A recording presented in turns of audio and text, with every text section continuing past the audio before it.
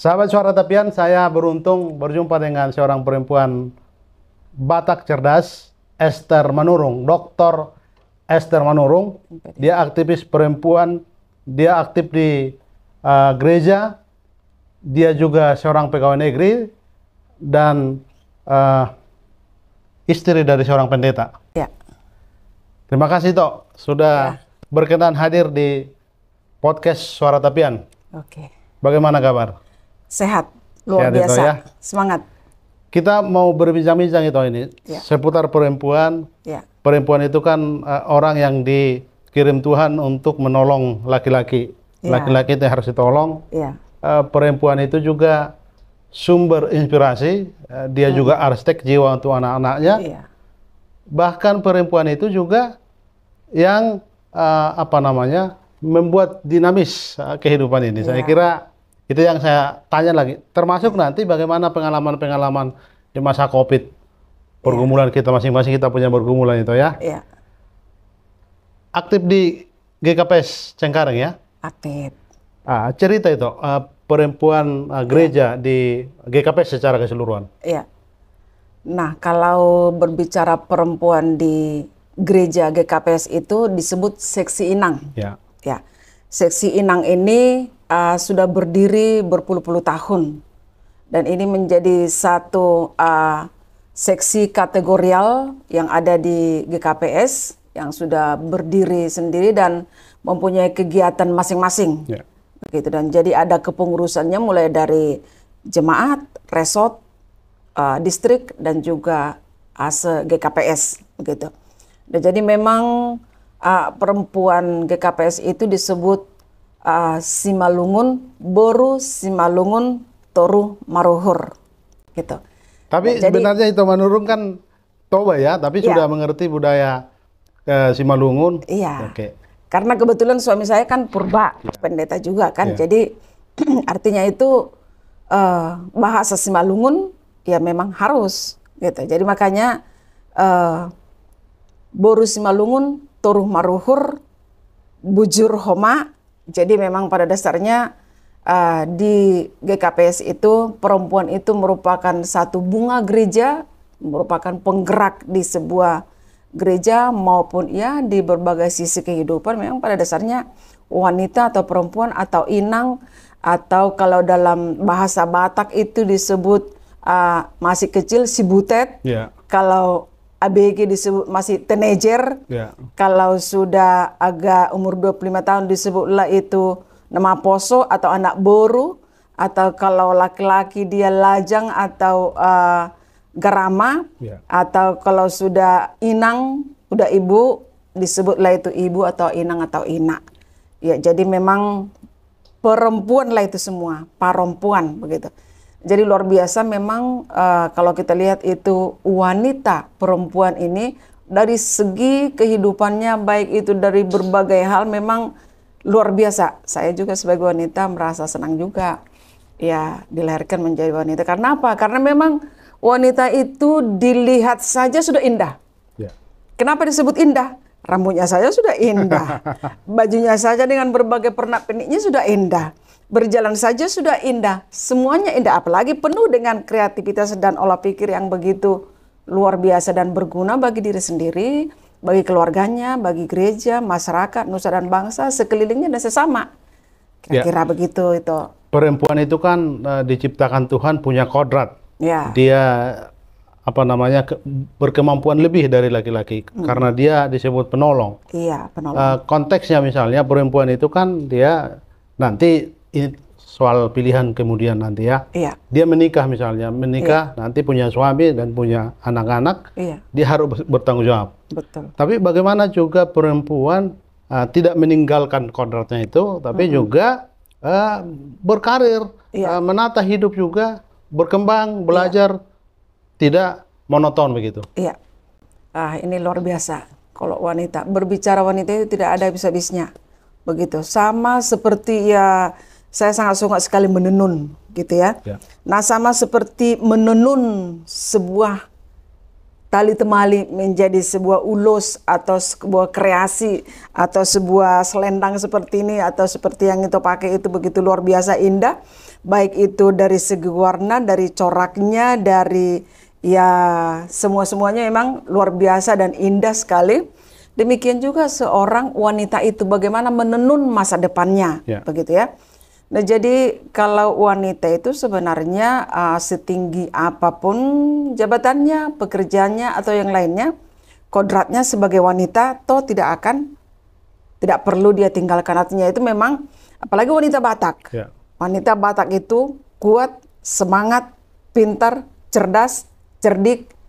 Apapun yang terjadi dalam keluarganya, baik susah maupun senang, baik punya duit maupun tidak punya duit akan dipertahankan sampai seumur hidupnya, tidak akan pernah ditinggalkan. Jadi misalnya apabila seorang ayah atau ya dalam keluarga itu kurang pencarian, maka seorang istri itu juga pasti mencari celah. Bagaimana caranya supaya dia memang ya bisa menghidupi dirinya sendiri, keluarganya atau siapapun. Karena memang wanita Batak itu luar biasa. Luar biasanya mengapa? Karena pada dasarnya wanita Batak itu apapun yang terjadi, yang utama dan yang terutama adalah keluarga. Ya. Gitu. Nah, jadi makanya ada itu istilah budaya Batak itu anak kokido hamoraon diau gitu. Jadi makanya kalau orang Batak apalagi perempuan kalau pergi ke pesta atau misalnya ada lebih 2 kuenya pasti dibungkus, dimasukkan ke dalam tas. Ya. Untuk siapa itu? Kok bungkus-bungkus apa nggak malu begitu ya? Padahal itu sebenarnya dari jiwanya itu adalah dalam pemikirannya adalah anaknya, supaya nanti pada saat dia datang, anaknya akan datang dan ada caranya untuk berkomunikasi. Ya. Itu yang pertama. Yang kedua, dia merasakan pada saat saya makan, anak saya harus makan juga. Yang ketiga juga itu merupakan salah satu cara bagaimana cara mendekatkan diri kepada anggota keluarga kita, anak-anak kita atau yang lainnya. Jadi memang kodrat wanita itu luar biasa kalau menurut saya. Luar biasanya itu walaupun dia memang sudah setinggi apapun jabatannya, walaupun misalnya suaminya ada sedikit di bawah, misalnya seperti itu, wanita itu tidak akan menyombongkan dirinya. Karena memang pada dasarnya dia tahu, dia melihat bagaimana itu kodrat wanita itu sebagai penolong tadi ya. Dan sebenarnya kalau penolong itu sebenarnya lebih kuat loh itu. Pasti. Iya. Jadi seseorang yang menolong itu pastilah orang yang lebih kuat. Gitu. Jadi kenapa kami disebut perempuan ini sebagai penolong? Karena emang luar biasa. Tanggung Wanita jawab itu ya. Inang itu baik tanggung jawabnya, baik itu hatinya, pikirannya, perasaannya, pakokopannya, semuanya lah untuk ya kehidupan daripada keluarga itu, pribadinya sendiri, suaminya harus tunggung gitu di hadapan orang lain, harus terhormat suaminya itu di kalayak ramai, biar bagaimanapun di rumah itu kita simpan di hati kita.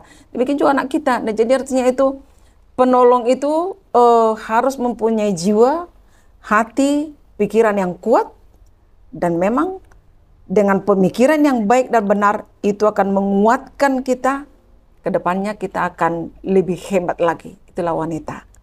Itulah Pengalaman perempuan. itu sebagai perempuan juga seorang ibu, seorang Iya. istri. Iya, Anda kan sampai doktor, iya, juga kami dengar, iya, juga dosen, iya, melayani iya, di gereja. iya. Bahkan perjumpaan kita tadi dari rutan dulu ya, berjumpa baru kita bincang-bincang ini. Ada konsultasi tadi. Iya, artinya pengalaman itu ini kan Iya. tidak banyak dimiliki. Pasti ada ketekunan di sana, ada Iya. kesabaran. Iya, Bagaimana dulu sambil menjadi istri pendeta, Iya. sambil juga berkarir di pegawai Iya. negeri, iya, di Kementerian Agama Iya. ya, lalu juga membimbing anak-anak. Bagaimana Iya. ini serta secara simultan berjalan? iya. Sebenarnya itu saya pun heran. Ya, Saya sendiri heran memang. Sekarang saya sangat heran. Kok bisa ya begitu? Tapi kuncinya saya selalu bilang, I can do it. Saya pasti bisa. Menurut saya sebenarnya nggak bisa. Ekonomi saya sebenarnya nggak bisa. Jangkauan saya sebenarnya nggak bisa. Tapi Tuhan baik. Dia selalu beri kesempatan. Gitu. Pada saat saya misalnya ada tugas, mata sudah hampir cipit, dan harus ini di apa pakai korek api biar bisa terbuka, tapi bisa selesai tepat waktu, gitu. Nah sebenarnya saya punya hati dan tekad di hati itu 3T. Tekun, teliti, telaten. Hanya ini kuncinya. Tekun, teliti, telaten. Kalau ini hilang satu, maka akan lama selesai. Kalau misalnya yang satunya tidak ikut juga, maka kita kan malas-malasan gitu. Nah jadi teman saya, anak profesor juga, dia lama selesainya S2-nya. Begitu. Sementara saya, bukan jurusan saya kan dari jurusan Pak S1-nya. Kemudian S2-nya teknologi gitu. Tapi saya mahasiswa terbaik pada saat itu di Unila. Padahal saya heran juga pada saat itu dipanggil nama saya. Mahasiswa terbaik teknologi pendidikan Dr. Esteria Manurung MPD. Nah, kok bisa terbaik? Saya ini kan siapa? Begitu, anak profesor juga ada di situ. Ini juga ada, begitu. Tapi ya memang itu, apapun memang keadaan kita itu, cuma tekadnya begitu, I can do it, gitu. Oke. Jangan pernah menyerah, begitu. Bukan berarti sombong, bukan. Tapi semangat itu yang mendorong, dan memang 3T itu harus ada. Tekun, teliti, telaten. Udahlah, kalau udah ada ini, kalau ada PR, kalau udah teliti dia selesai. Telatennya itu tidak akan ditinggalkan, harus akan tepat waktu. Gitu. Kalau tekun dia, apapun yang terjadi, dia akan kerjakan dengan ya sebaik mungkin. Begitu demikian juga dalam keluarga. Memang dalam keluarga juga saya tidak ketinggalan. Dalam gereja pun tak pernah ketinggalan. Begitu.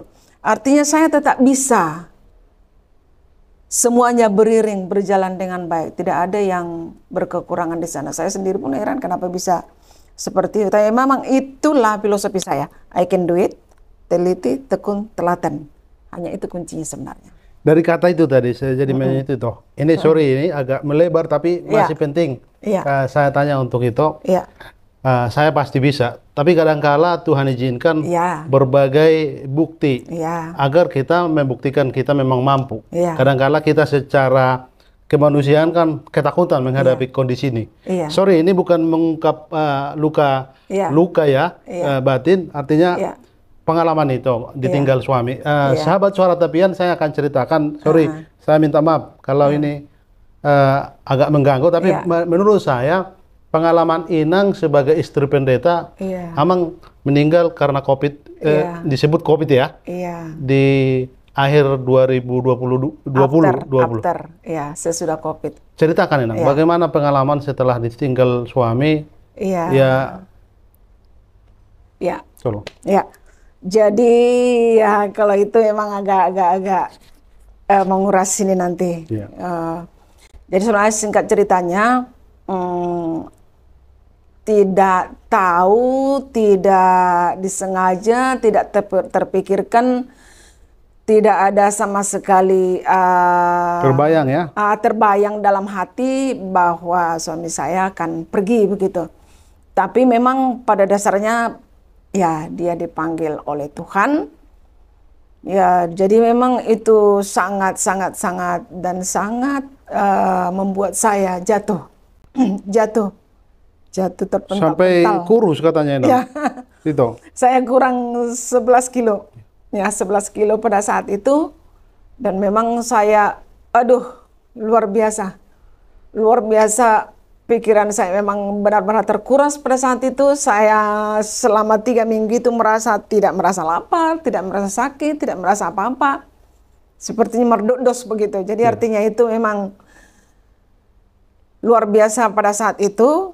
Sampai saya sakit, sampai saya berobat terus, sampai kepala saya sepertinya tidak bisa tegak begini. Tapi sekarang saya sudah bisa tegak, puji Tuhan. Begitu. Selama ini bahu saya turun, saya juga begini, ya tidak pernah saya begini, tapi sekarang saya sudah begini. Nah jadi dulunya itu memang saya berobat terus selama 1,5 tahun, tapi pada saat dokter mengatakan saya mau konsultasi katanya ke psikiater. Jadi saya tertawa, saya sampai di rumah, saya berkaca, emang saya siapa? Saya dosen psikologi 10 tahun. kok bisa seperti ini? Begitu. Jadi akhirnya ya saya obati sendiri pikiran saya, hati saya patahkan itu. Oh ya memang sudah begini keadaannya. Tuhan sudah panggil suami saya. Saya memang ya realitinya memang seperti ini.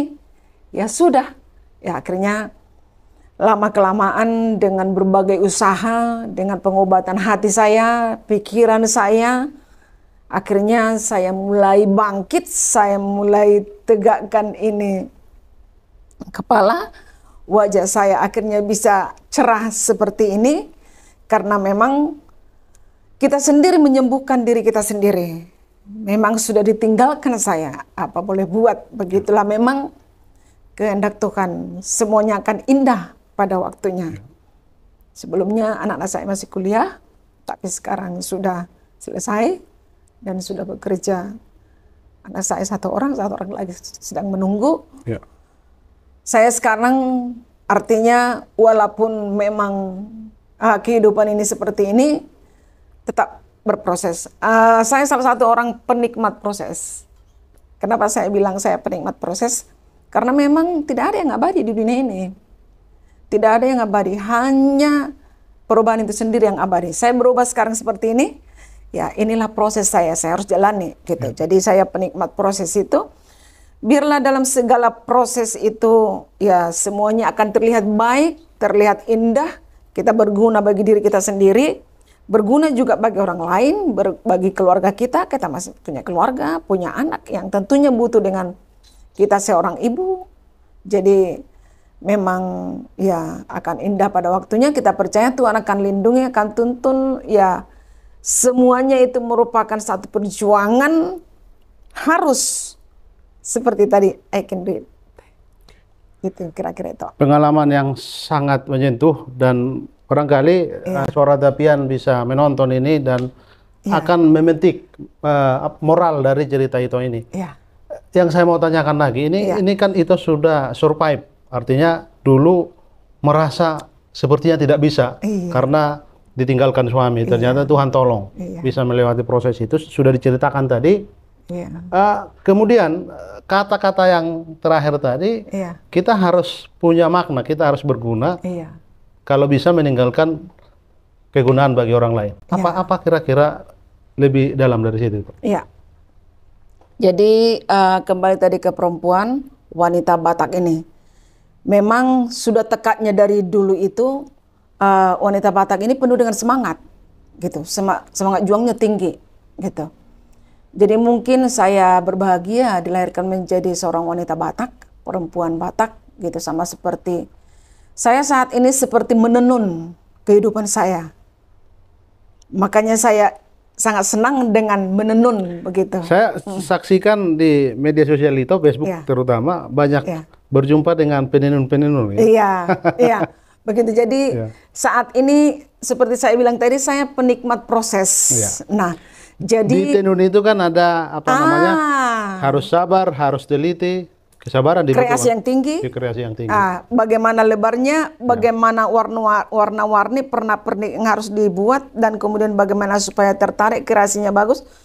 Menenun itu kreasi seorang wanita yang paling tinggi. Enggak ada penenun sepertinya laki-laki ya? Belum enggak ada. Makanya jadi saya saat ini seperti menenun kehidupan saya. Menenun kehidupan saya dengan penikmat proses tadi itu. Jadi menenun masa depan wanita Batak misalnya, begitu ya. Ini sangat luas sekali pengertiannya. Wanita Batak itu hebat, wanita Batak itu luar biasa, wanita Batak itu tidak akan pernah menyerah dengan apapun asalkan hidup di dalam kebenaran Tuhan, kuasa Tuhan, serahkan diri kepada Tuhan. Apapun keadaan kita ternyata Tuhan akan kuatkan, asalkan kita senantiasa datang kepadanya, berdoa, ya menerima keadaan apapun itu, kita akan berharga di hadapannya. Jadi artinya itu memang Mazmur 31 itu ya. Gitu. Jadi memang pada dasarnya wanita itu apapun kehidupannya harus dia selalu bisa menenun kehidupannya untuk masa depannya. Wanita Batak ini yang begitu luar biasa. Saya bangga sekali menjadi wanita Batak. Iya, nggak tahu entah kenapa. Dan saya sangat senang sekali dengan kata menenun, Oke. begitu. Dan saya juga termasuk penikmat proses. Karena kita Gitu. tenunan tangan Tuhan. Iya, betul, betul, betul. Nah, Ya. tinggi sekali filosofinya menenun kan? Ya. Iya, gitu. Mungkin terakhir pertanyaan saya itu, ini agak lebih umum. Oke. Karena saya dengar itu juga aktif di organisasi wanita Kristiani ya. Iya, Tolong cerita, karena saya tahu dalam sejarah Indonesia ini iya, sebenarnya tidak bisa tidak iya, organisasi-organisasi perempuan itu, wanita Iya. itu sudah selalu ada sejak dulu. Iya, iya. Sejak awal negeri ini berdiri, iya. eh, organisasi perempuan sudah ada sebenarnya, Sudah. tapi kurang dipublikasi, kurang diangkat. Iya. Saya kira ini bisa cerita tentang komunitas atau organisasi perempuan Kristiani Iya. Indonesia ini. Ya, baik, Tok. Ya. Nah, jadi sebenarnya saya sejak SMA juga sudah mengajar sekolah minggu. Ya, Jadi saya sepertinya bersosial itu sangat senang. Begitu. Jadi dengan senang bersosial itu, saya suka berteman. Gitu. Memang saya tidak suka menyendiri. ya. Begitu. Jadi kalau ada lawan saya berbicara, enak saya rasa. Ya. Plong pikirannya, begitu. Nah, jadi demikian juga ini saya ingin mencari sisi-sisi wanita itu di mana, begitu ya. Jadi saya sudah bergabung di PWK ini sejak tahun 2000. Yang pertama sekali di Lampung dulu. Itu jadi ketua di Lampung? Di Lampung, Iya. ya, di Lampung di ketua bidang pendidikan, Ya. DPD. Dan sekarang aktif di PIKI ya? Ya, di PK. Ya, saya sempat juga ketua DPC di PWK Tanjung Balai, Ya. gitu. Kemudian pindah lagi ke Medan, di DPD juga. Dan kemudian pindah ke Jakarta, masuk ke DPP PWKI. Dan kemudian ya tahun 2015 atau 2012 saya masuk di PIKI Medan. Kemudian pindah ke sini saya masuk di DPP PIKI Jakarta. Gitu. Nah, jadi sebenarnya bagaimana ya? Memang saya senangnya kalau dapat lawan berbicara itu lancar, sepertinya saya plong ini pikirannya begitu. Lancar saja begitu. Jadi memang saya ingin mencari lawan berbicara juga sebenarnya. Jadi pengen Relasi di organisasi ya? Ya, brainstorming, kolaborasi juga. Ya. Gitu. Demikian juga kami di kantor ada organisasinya aja. Kebetulan saya sekumnya.